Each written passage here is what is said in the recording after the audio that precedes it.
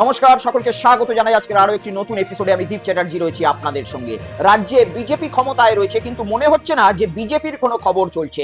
খবর খুলুন, টিভির পর্দা খুলুন, দেখতে পাবেন তৃণমূল কংগ্রেসেরই খবর। তার কারণ তৃণমূল কংগ্রেসের ঋতব্রত বন্দ্যোপাধ্যায় যে ধরনের সিনেমা এখন দেখাচ্ছে, সেই সিনেমা দেখতে গেলে আপনাদের বিনোদনের কোনো অভাব হবে না। গতকাল ঋতব্রত বন্দ্যোপাধ্যায় তার কিছু ঘনিষ্ঠজনদেরকে ডেকে একটি মিটিং করেছেন এবং সেই মিটিংয়ে অল ইন্ডিয়া তৃণমূল কংগ্রেসের লোগো ব্যবহার করে নিজেদেরকে আসল তৃণমূল কংগ্রেস দাবি করলেন এবং মমতা বন্দ্যোপাধ্যায়কে, অভিষেক বন্দ্যোপাধ্যায়কে তৃণমূল কংগ্রেস থেকে বার করে দিলেন, সাসপেন্ড করে দিলেন অভিষেক বন্দ্যোপাধ্যায়কে। মমতা বন্দ্যোপাধ্যায়ের চেয়ারপারসন পদটিও বাতিল করে অরূপ রায়কে দিয়ে দিলেন। কি হলো গতকাল সেই মিটিং এ দেখাবো ঋতব্রত বন্দ্যোপাধ্যায় কি বলছেন। প্রত্যুত্তরে মমতা বন্দ্যোপাধ্যায়ের কালীঘাটে যে গতকাল মিটিং হয়েছে, সেই মিটিং থেকে বেরিয়ে কুণাল ঘোষ কি জবাব দিয়েছেন এবং আদৌ বাস্তবে সম্ভব কি ঋতব্রত বন্দ্যোপাধ্যায় যেভাবে ডানা লাগিয়ে আকাশে মমতা বন্দ্যোপাধ্যায়কে সরিয়ে উঠতে চাইছেন, সংবিধান কি তৃণমূল কংগ্রেসের মমতা বন্দ্যোপাধ্যায়কে ছেঁটে দিয়ে অন্য কাউকে চেয়ারপারসন নির্বাচিত করতে পারেন? দেখব তৃণমূল কংগ্রেসের সংবিধান কি বলছে এই এপিসোডে। পাশাপাশি তৃণমূল কংগ্রেসের অর্থাৎ মমতা বন্দ্যোপাধ্যায়ের কালীঘাট থেকে গতকাল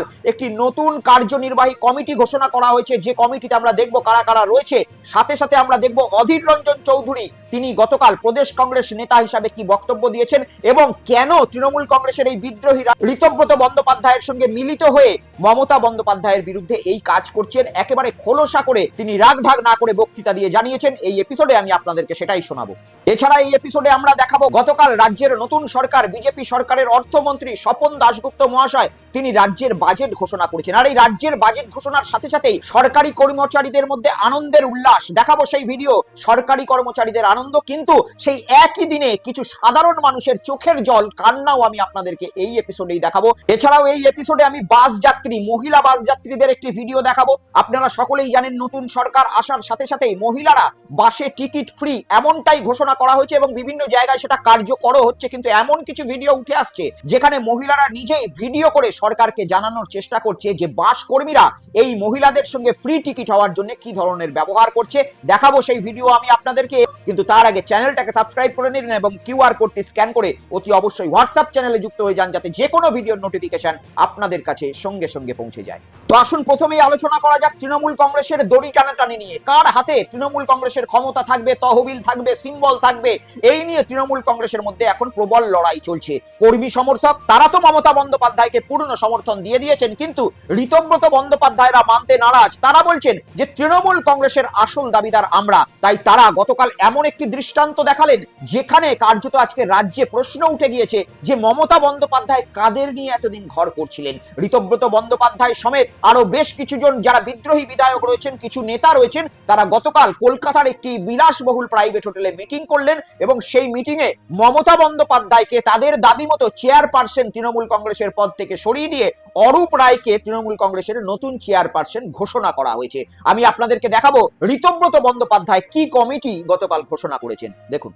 एनडब्ल्यूसी में मैं एक बार बता देता हूं, अरूप राय, फिराद हकीम, अरूप विश्वास, जावेद अहमद खान, বিপ্লব মিত্র, আকরুজ্জামান, সাবিনা ইয়াসমিন, রথিন ঘোষ, সন্দীপন সাহা, ইমানি বিশ্বাস, মোহাম্মদ গুলাম রব্বানি, কানাইয়ালাল আগরওয়াল, স্নেহাশিস চক্রবর্তী, সমর মুখার্জি, শিউলি সাহা, চন্দ্রনাথ সিনহা, অপূর্ব সরকার, ডেভিড, কাজল শেখ, জয়দেব হালদার, প্রসূন বন্দ্যোপাধ্যায়, আশিস ব্যানার্জি, গঙ্গাপ্রসাদ শর্মা, খগেশ্বর রায়, নরেন্দ্রনাথ চক্রবর্তী, অরুণাভ সেন রাজা, বিশ্বনাথ দাস, সুরজিत मित्र बादल, अभिजीत सिन्हा, दिनेन राय, ऋतव्रत बंदोपाध्याय, ये लोगों को लेकर एनडब्ल्यूसी का गठन हुआ है।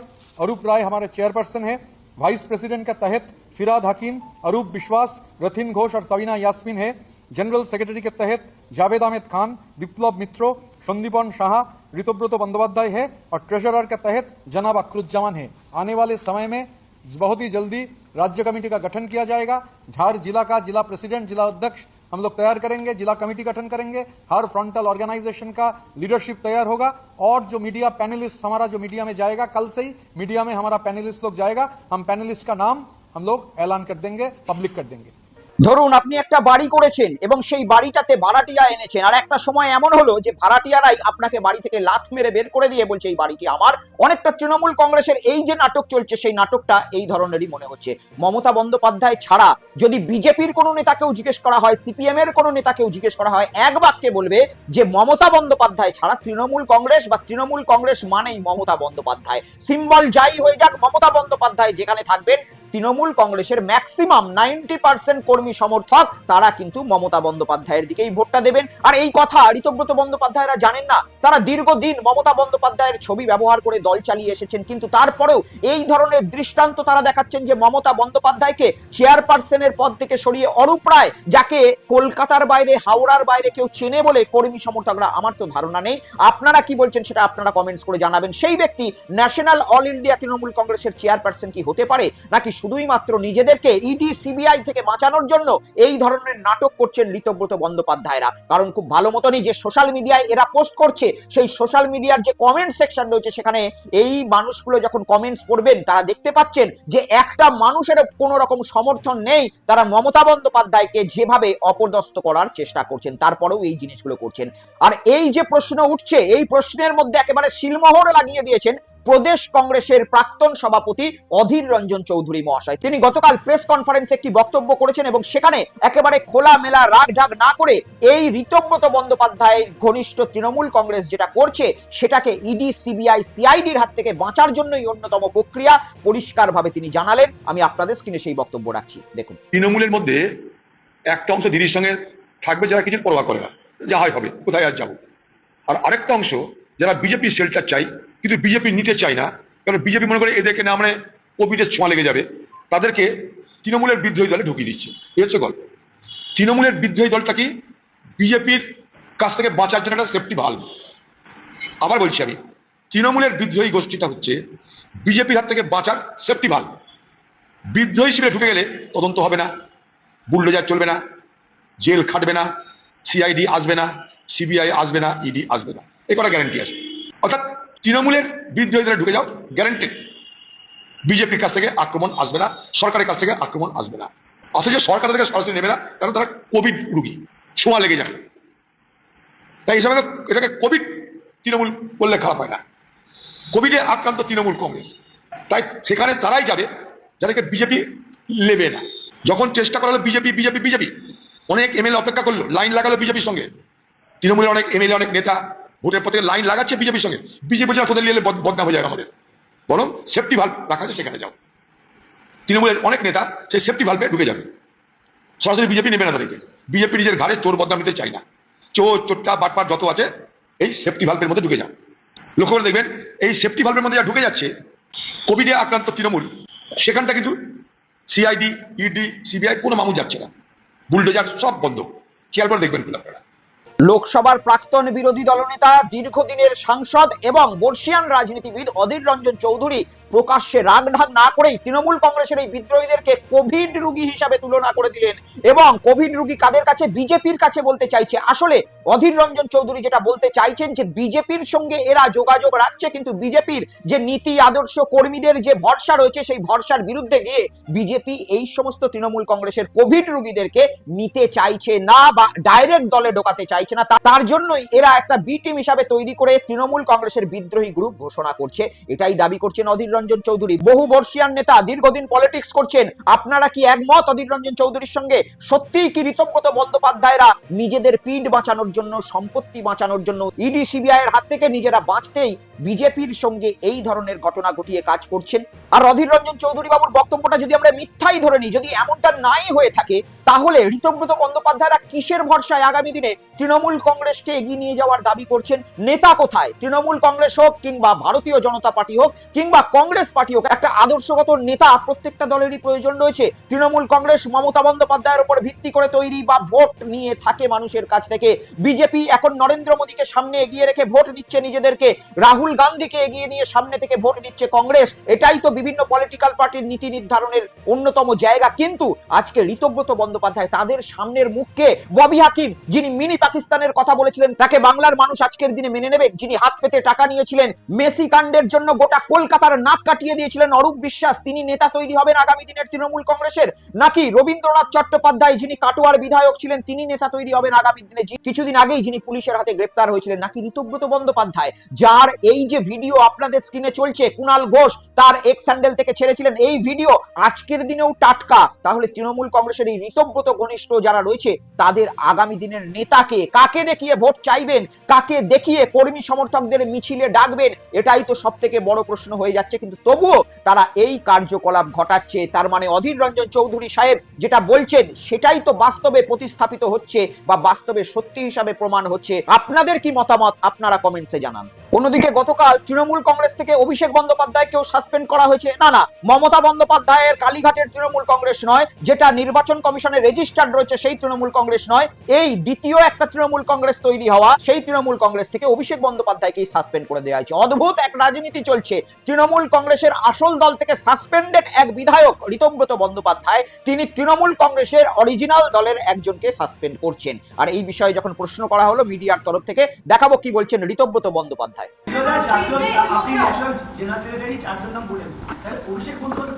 কে অভিষেক? যাকে লোকে চোরপিটুনি দিয়েছে? সময় নষ্ট করে লাভ নেই, নেক্সট কোশ্চেন। ঋতব্রত বন্দ্যোপাধ্যায় ঔদ্ধত্য এবং অহংকারের যে উত্তর তিনি দিলেন, এই উত্তর নরেন্দ্র মোদীর মুখে মানায়, অমিত শাহের মুখে মানায়, মমতা বন্দ্যোপাধ্যায়ের মুখে মানায়, রাহুল গান্ধীর মুখে মানায়, কিন্তু ঋতব্রত বন্দ্যোপাধ্যায় কে? ঋতব্রত বন্দ্যোপাধ্যায়, এই প্রশ্ন তো আজকে বাংলার মানুষ করছে। ঋতব্রত বন্দ্যোপাধ্যায় যখন নামটা ওঠে, তখন বাংলার মানুষের মাথায় একটা ভিডিও কিন্তু বারবার আসে, যেটা কুণাল ঘোষ তার এক্স হ্যান্ডেল থেকে কিছুদিন আগেই ছেড়েছিল, আপনাদের স্ক্রিনে দেখতে পাচ্ছেন। অনেকে তাকে বালিশের সঙ্গে তুলনা করে, তাদের সিম্বল আগামী দিনে নাকি বালিশ হতে পারে। আর এই ভিডিওতে ঋতব্রত বন্দ্যোপাধ্যায় যেভাবে বালিশটিকে চেটেছিলেন, ঠিক সেই ঘটনাকে উদ্ধৃত করেই তার দলের সিম্বলকে অনেকে বালিশ করতে বলছেন। যদিও এই ভিডিও আমরা প্রকাশ করিনি, কুণাল ঘোষ এই ভিডিও প্রকাশ করেছেন। আর ঋতব্রত বন্দ্যোপাধ্যায় তিনি যখন সিপিএম এ ছিলেন, সিপিএম থেকে যখন বিতাড়িত হয়েছিলেন, এই ভিডিওটা বেরোনোর জন্যই সিপিএম থেকে তাকে বিতাড়িত করা হয়েছিল। পরবর্তীকালে শোনা যায় ঋতব্রত বন্দ্যোপাধ্যায় অভিষেক বন্দ্যোপাধ্যায়ের ক্যামাক স্ট্রিটের অফিসে পায়ে পড়েছিলেন, তারপরে তৃণমূল কংগ্রেসে জায়গা পেয়েছিলেন, টিকিট পেয়েছিলেন। আর আজকে তিনি বলছেন কে অভিষেক বন্দ্যোপাধ্যায়, যাকে চোর পিটুনি দেওয়া হয়েছে। এই অধ্যত্ত, এই অহংকার কতদিন টিকবে সেটা তো তৃণমূল কংগ্রেসের কর্মী সমর্থকরা বলতে পারবেন। কিন্তু প্রশ্ন উঠছে, এই অহংকার, এই অধ্যত্ত নিয়ে বিজেপির সমর্থন ছাড়া, বিজেপির কর্মী সমর্থক ছাড়া ঋতব্রত বন্দ্যোপাধ্যায় কি নিজের উলুবেড়িয়া কেন্দ্রতে 5,000 লোকেরও মিছিল নিয়ে বেরোতে পারবেন? আর এইসবের মধ্যেই তড়িঘড়ি কিন্তু মমতা বন্দ্যোপাধ্যায়ের কালীঘাটের তৃণমূল কংগ্রেস তারাও রাতারাতি একটি মিটিং ডেকেছিলেন, এবং মিটিং ডাকার পরে তড়িঘড়ি তারা নিজেদের কার্যনির্বাহী যে কমিটি রয়েছে, আপনাদের স্ক্রিনে দেখতে পাচ্ছেন, এই কমিটি একেবারে পাবলিক করেন, যেখানে মমতা বন্দ্যোপাধ্যায়কে চেয়ারপারসন ঘোষণা করা রয়েছে। এবং এই কমিটি তড়িঘড়ি তারা ইলেকশন কমিশনের অফিসেও পাঠিয়ে দিয়েছে, এবং তারা দাবি করেছে যে তারাই তৃণমূল কংগ্রেসের যে সংবিধান রয়েছে, সেই সংবিধান অনুযায়ী আসল তৃণমূল। এই আক্ষরিক অর্থে নাটক যতই চলুক, সিনেমা যতই চলুক, যাত্রাপালা যতই চলুক, সন্ধ্যাবেলায় প্রাইম টাইমের মিটিং যতই চলুক, একেবারে সঠিকভাবে একজন যদি রাজনৈতিক বিশ্লেষক হয়ে থাকেন আপনি, বা রাজনীতির বুদ্ধি ধরে থাকেন কিছুটা হলেও আপনি, তাহলে এ কথা বলাই যেতে পারে যে ঋতব্রত বন্দ্যোপাধ্যায়রা নিজেদের পলিটিক্যাল কেরিয়ার কিছুদিনের মজার জন্য নিজেরাই শেষ করে দিলেন। আগামী দিনে এই সকল ব্যক্তি না বিজেপিতে আসতে পারবে, আর না মমতা বন্দ্যোপাধ্যায়ের মুখটাকে ভরসা রেখে কোথাও ভোট চাইতে যেতে পারবেন। আর নিজেদের এমন কোনো ক্যাপাবিলিটি নেই যে একটা পৌরসভা নির্বাচনেও সঠিকভাবে জয়লাভ করতে পারেন। কি বলছেন কুণাল ঘোষ এই বিষয়ে, আমি আপনাদেরকে শোনাবো, দেখুন। বিজেপির তো আমরা নিশ্চয়ই সমালোচনা করছি, দিল্লি থেকে অপারেট হচ্ছে, কিন্তু এই গদ্দারগুলোর জন্য তো আরো বেশি হচ্ছে, কুনকি হাতির মতো আচরণ করছে। আমরা এইটুকু বলতে পারি, আমরা কিন্তু আপনাদের সংখ্যাতত্ত্ব যাই বলুন, আমরা বিচলিত নই। আমরা জানি মানুষের দরবারে আপনাদের কেরিয়ার শেষ, গদ্দারদের কেরিয়ার শেষ, গদ্দারদের কেরিয়ার শেষ। আর একবার মানুষের দরবারে গেলে এদেরকে কিন্তু মানুষ ভোট দেবে না। 5টা আঙুল 5টা সাইজের হতে পারে, কিন্তু মুঠি বানিয়ে ছেড়ে দিলেন আপনারা এই গদ্দারি করে। আপনাদের দেওয়ার চ্যালেঞ্জ আমরা অ্যাকসেপ্ট করলাম, কারণ আমাদের নেত্রীর নাম মমতা বন্দ্যোপাধ্যায়। মমতা বন্দ্যোপাধ্যায় এই বয়সেও যে পরিমাণ অক্লান্ত পরিশ্রম করেছেন এদের জেতাতে, নিজে বারবার মার খেয়েছেন, কতগুলি লোককে প্রতিষ্ঠা করে দিয়েছেন। আজকে যদি যে লোকগুলো বলছে তার হাত থেকে দলের প্রতীক কাটবে, আইনের লড়াই পরে হবে, আগে ভগবানের দরবারে লড়াই হবে। এরা এর মায়ের পিঠে ছুরি মারতে পারে, এদের যা মানসিকতা। আমরা লজ্জিত যে মহিলার আন্দোলনকে নিংড়ে নিয়ে এরা নিজেদের সামাজিক, পারিবারিক, ব্যক্তির, রাজনৈতিক, প্রশাসনিক প্রতিষ্ঠা নিয়েছে, আজ তার পিঠে ছুরি মারছে। এদের কেউ বিশ্বাস করবেন না, কেউ বিশ্বাস করবেন না। বেঈমান কয়েকটা, আমি সকলকে বলছি না, অনেকে ভয়ে চাপে আছেন।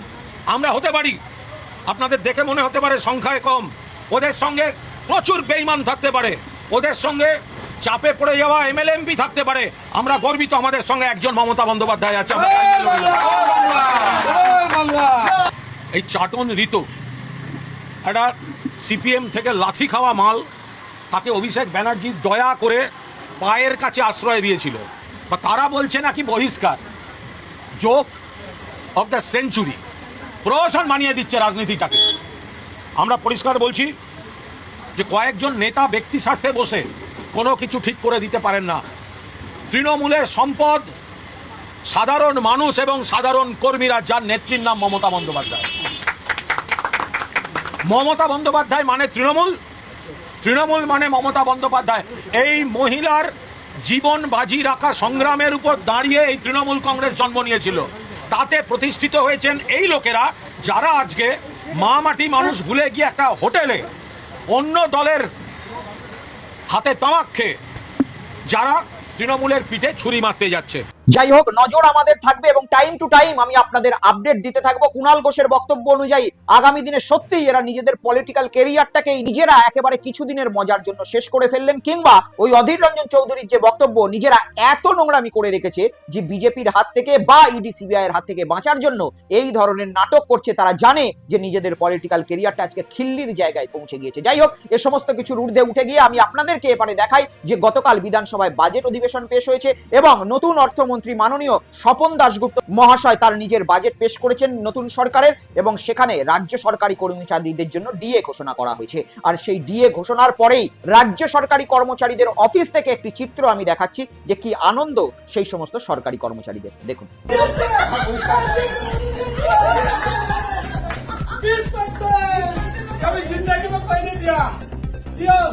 सुरेंद्र बाबू जिंदाबाद, सुरेंद्र बाबू जिंदाबाद, इधर थोड़ा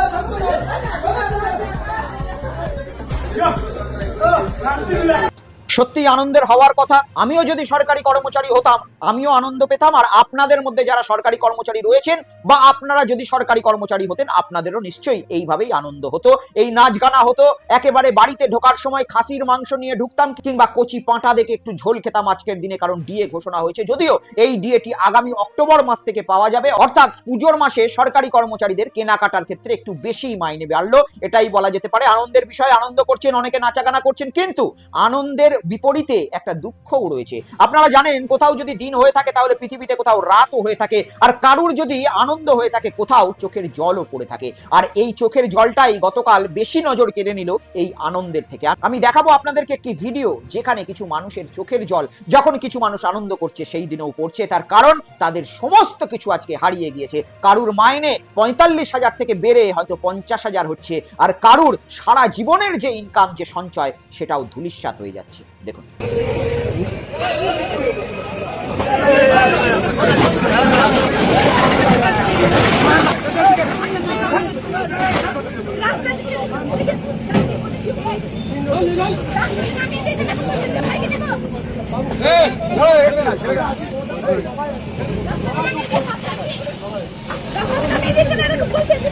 একটাই কথা বলতে চাই, আমাদের মুখ্যমন্ত্রী শুভেন্দু অধিকারী কেন এরকম করলে আমাদের এরকম?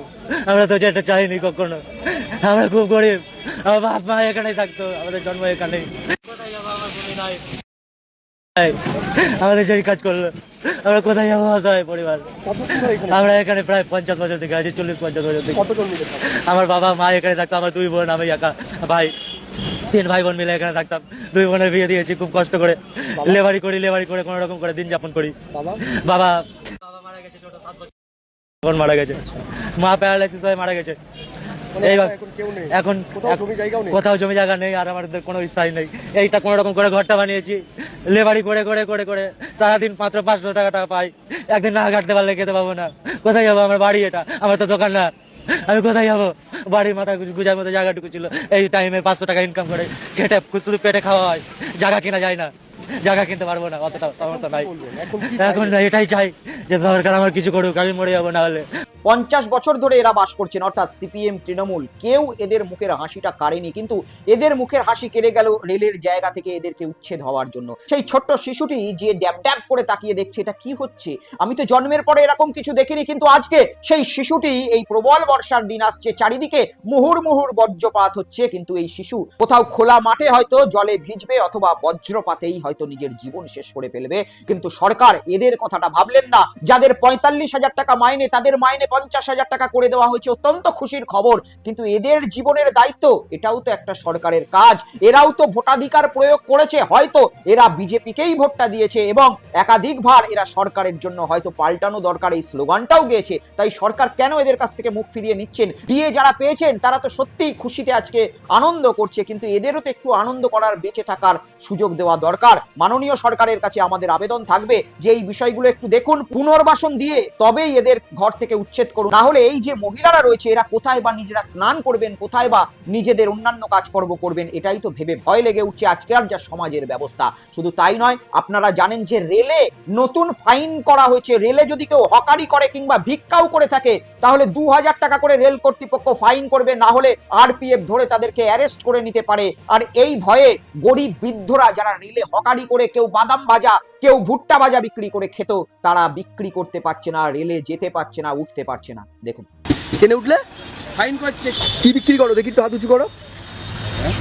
কি বিক্রি করো? চাল ভাজা, চিড়ি ভাজা, বাদাম ভাজা। কত করে বেচো? 10 টাকা। এটা বিক্রি করলে তোমার একটা প্যাকেটে ক টাকা লাভ থাকে? পরে একটা হিসাব আছে, সেই হিসাবে সারাদিনে 200 টাকা, 200 টাকা, 250 টাকা, এরকম জোর বেশি হবে যদি একটু খাটি। তা তোমার এই টাকায় সংসার চলে? চালাতে হয়, একদম দিনই খাই, একবেলা খাই না। তা তুমি একবারও ট্রেনে উঠে চেক করে দেখলে না তোমাকে ধরছে কিনা? না, ভয়তে যাচ্ছে। ভয়তে যাচ্ছ না, তার মানে তোমরা ট্রেনে উঠেও ব্যবসা করতে পারবে না। তাই তো শুনছি। আমরা দেখতে পাচ্ছি এই মুহূর্তে ইনি হচ্ছেন একজন হকার, যিনি ট্রেনে উঠে এই 10 টাকায় একটা বাদাম বা চিড়ে ভাজা বিক্রি করে, যার 1 টাকা হয়তো বিক্রি করলে 1 টাকা বা 2 টাকা লাভ প্যাকেট প্রতি, তো ইনি সারাদিনে বলছে 200 টাকা ইনকাম করেন। এই দিয়ে ওনার সংসারটা চলে। বয়স্ক মানুষ, ট্রেনে উঠতে দিচ্ছে না, উঠলে পরে ফাইন করছে, ধরছে, আটকাচ্ছে। তা এই মানুষগুলোর দিকে তাকিয়ে তোমরা বন্ধুরা সাহায্য করো, যাতে এই মানুষগুলো ট্রেনে উঠে ব্যবসা করতে পারে। অন্তত প্ল্যাটফর্মে দোকান তো না, ইনারা তো পায়ে হেঁটে দোকান ব্যবসা করছেন, 2টো ব্যাগ নিয়ে, ব্যাগের মধ্যে খাবার নিয়ে ওনারা ব্যবসা করেন। যাতে এই মানুষগুলোকে রেল কর্তৃপক্ষ যাতে কোনো অসুবিধা না করে। ধন্যবাদ।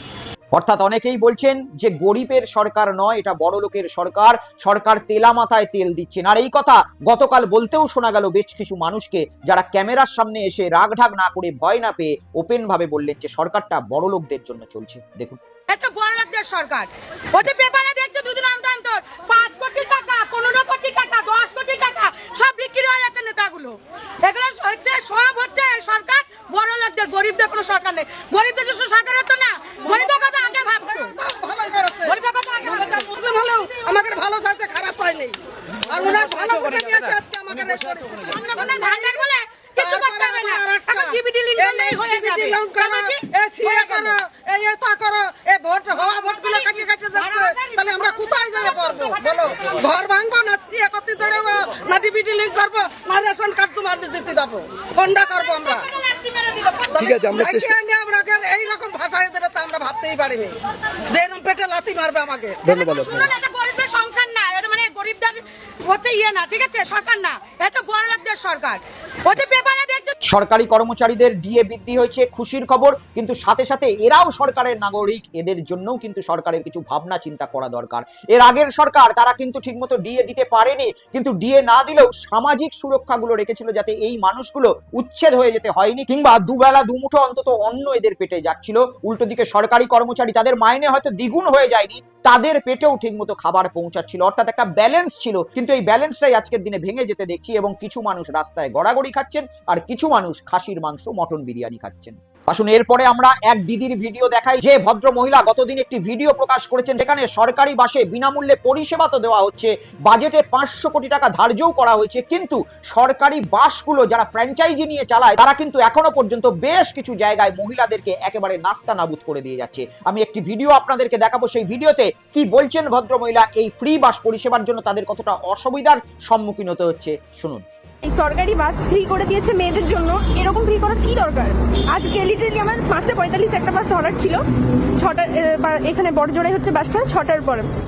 আমি ওই বাসটার জন্য ওয়েট করছিলাম, এবার বাস এসছে, বাসটা 1 সেকেন্ড ভালো করে দাঁড়ায়নি, জাস্ট একজন নামাচ্ছিল, নেমেছে, বাস সঙ্গে সঙ্গে ছেড়ে দিয়েছে। আমি যে বাসটার আমার টিকিট কাটা আছে বাসটাতে, মেয়েদের ফ্রি টিকিট অবভিয়াসলি, কিন্তু আমি বাসটার পিছনে দৌড়াচ্ছি, লিটারালি আমি 500 মিটার দৌড়েছি। এবার কন্ডাক্টর তাকিয়ে দেখছি আমি দৌড়াচ্ছি, যে দাঁড়াতে বলছি তবু দাঁড়াইনি, আমি লিটারালি ছুটছি, মানে আমার যাওয়াটা আজকে আর্জেন্ট ছিল একটা জায়গাতে, আমার সাথে কেউ আসেনি, আমি আজকে একা যাবো একটা জায়গা, তো একটা মানুষ এরকম ভরা জায়গায় বাস স্ট্যান্ডে আমি ছুটছি, একটা সরকারি বাস দেখছে যে আমি ছুটছি, তবু মানে এরকম ট্রাফিক আছে এখানে, আমি 500 মিটার চললাম, তবু বাসটা দাঁড়ালো না। কি দরকার এরকম ফ্রি করার? কিসের এগুলো? ছাপলাম, একটা মেয়ের একটা জায়গা যাওয়ার আছে, একটা বাস টার্গেট করে রেখেছে, কি করে পৌঁছাবো আমি এখন আমার ডেস্টিনেশনে? এমনি এমনি ফ্রি করেছে বাসটা, কি দরকার এসব করার? আমি জানি না এই ভিডিওটা কতদূর পৌঁছাবে, আজ এটা আমার সাথে হয়েছে, কাল এটা অন্য কারোর সাথে হতে পারে। দরকারি আমাদের ফ্রি বাস, একটা সরকারি বাস ঠিক মতো একটা জায়গায় যাওয়ার আছে, সেখানে দাঁড়াচ্ছে না, ছ্যাবলামো হচ্ছে এগুলো। দেখুন এই বিষয়টার মধ্যে একেবারে নির্দিষ্ট পর্যবেক্ষণ করা দরকার সরকারি দপ্তরকে, তার কারণ এই যে সরকার পদক্ষেপটা নিয়েছে যে বিনামূল্যে মহিলাদেরকে বাসে সার্ভিস দেওয়া হবে, সরকারি বাসে সার্ভিস দেওয়া হবে, এটাকে সাধুবাদ জানাবো। অবশ্যই মহিলাদেরকে এটা করে দিয়ে অনেকটা সুরক্ষা দিয়েছেন, সামাজিক সুরক্ষা দিয়েছেন, এবং এই যে প্রকল্পটি রয়েছে এটা নিয়ে আমি কোনো রকম সমালোচনা করছি না, আমি সমালোচনা করছি সেই বাসের কর্মচারীরা যারা ইচ্ছাকৃতভাবে এই মহিলাদেরকে বাসে তুলতে চাইছে না। কেন জানেন? এই বিভিন্ন সরকারি বাস এসবিএসটিসি বা এনবিএসটিসির আন্ডারে যেগুলো চলে, অনেকে কিন্তু ফ্র্যাঞ্চাইজি নিয়ে থাকে, অর্থাৎ সরকার ডাইরেক্ট চালায় না, আমি টেন্ডার পাস করার পরে বিশেষভাবে সেই রুটটা কিনি এবং একটা প্রাইভেট সংস্থায় ফ্র্যাঞ্চাইজি নিয়ে সরকারি বাসগুলোকে চালায়। এর ফলে কি হচ্ছে, সরকার বিভিন্ন জায়গায় ফ্রিতে ঘোষণা করে দেওয়ার জন্য এই ফ্র্যাঞ্চাইজি নেওয়া বাসগুলোতে বিনামূল্যে মহিলারা উঠে যাচ্ছে, ফলে বাসগুলোর ইনকাম কমে যাচ্ছে, এবং এই ইনকাম কমে যাওয়ার জন্য বিভিন্ন জায়গায় বাসের যারা কর্মী রয়েছে ইচ্ছাকৃতভাবে মহিলা দেখলে দাঁড়াতে চাইছে না, এমনকি তারা যদি টিকিট কেটে বৈধ টিকিট নিয়েও দাঁড়িয়ে থাকে তাদেরকে ইচ্ছাকৃতভাবে দেখে বাস নিয়ে চলে যাচ্ছে। আর এটা সরকারের দোষ নয়, এটা ওই বাস কর্মচারী এবং যারা ফ্র্যাঞ্চাইজি নিয়ে বাস চালাচ্ছে তাদের দোষ। তাই সরকারকে পর্যবেক্ষণ করা দরকার, আর এই রকম কমপ্লেন যখনই আসবে এই সকল বিষয়ে ব্যবস্থা নেওয়া দরকার। উল্টো দিকে যারা একাধিক টাকা দিয়ে বাসের ফ্র্যাঞ্চাইজি নিয়েছে তারা যাতে লোকসানে না পড়ে সেটাও দেখা দরকার। মহিলাদেরকে টিকিট ফ্রি করলেও সরকারের উচিত যে সেই মহিলার যেটা ন্যায্য ভাড়া সেটা ওই বাস কর্তৃপক্ষকে মিটিয়ে দেওয়া। দেখা যাক আগামী দিনে সরকারের কানে যখন এই সমস্যার কথা মহিলাদের পৌঁছায় সরকার কি ব্যবস্থা নেয়। ততক্ষণে আপনারা সকলেই ভালো থাকুন। আজকের এপিসোড এই পর্যন্তই রইল, দেখা হবে পরবর্তী এপিসোডে। ততক্ষণে দেখতে থাকুন বেঙ্গল পালস উইথ দীপ, সত্য যেখানে রং দেখে না। নমস্কার।